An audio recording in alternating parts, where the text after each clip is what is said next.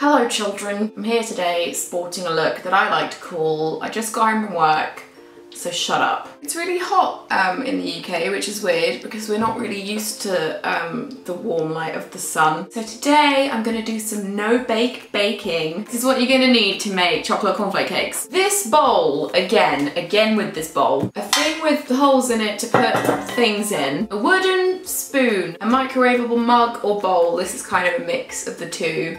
We'll call it a mole or a bug. Also cupcake cases. In terms of actual ingredients, you'll need some golden syrup, non-dairy butter. This is the Sainsbury's free from spread. On its own, it tastes like plastic and death, but you won't notice in the recipe. Last but not least, you will need some dark chocolate. This is the Cooperative's Fair Trade Ghanaian dark chocolate, 70% cocoa. You need 50 grams of this, 100 grams of this, and like a few tablespoons of this. Whatever, we'll just play it by ear. You'll also need cornflakes. My hair was really making a statement at the beginning of this video. So I've got my butter, and I put it in here.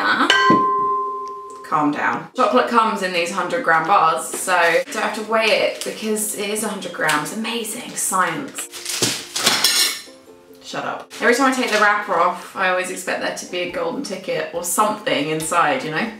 Let down. I'm gonna take a knife and I'm gonna take my chocolate bar and I'm just gonna stab it. Once it's all stabbed up into little stabby pieces, put it in with the butter. Now, I think you're supposed to put 3 tablespoons of golden syrup in, but I've just got this dessert spoon, so maybe I'll just put 3 big dessert spoons in. So I'm making dessert, I'm not making a table. Once you've got enough in there, which you can decide by looking at it and going, yeah, that's enough. Whack it in the microwave for a small amount of time. If you don't have a microwave, you can just do all the same stuff, but heat it in a saucepan on the flames. This took about 1 minute and 10 seconds at full power, but really you just need to make sure you keep checking on it. Now it's like a chocolatey, buttery, golden syrupy liquid. It is honestly one of the most delicious things I've ever tasted. Try not to just sit here and drink this, because that's what I always end up doing. It's so good! Now it's time for your cornflakes. You're meant to use 100 grams of cornflakes.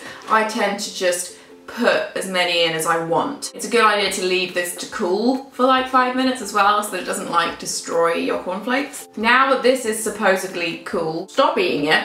And start pouring it on your cornflakes. Just a little bit, just a little. Then get your spoon and stir it. As you can see, that was nowhere near enough chocolate and we have a lot of dry cornflakes. So just keep adding and stirring until you die. Now your mixture should look a bit like this. Your kitchen is probably a mess. Your life is probably a mess. You can't blame that on this video. Now all you have to do is scoop the cornflakes out of this bowl and into the cake holder paper. Just try and smush as much of this stuff in to each case as you can, because obviously it gets stuck together and held together by the chocolate. So if you squish it all together and compact it, then it will actually stay together, unlike you and your future husband. Some people like to make these at Easter time and call them nest cakes, which is very adorable because apparently they look like little nests. I like to make these all year round and call them flaky shit cakes. There you go, we did it. Now just leave these in the fridge for a couple of hours until they set. I'm gonna put these in the fridge, and here's some I made earlier. I've always wanted to say that.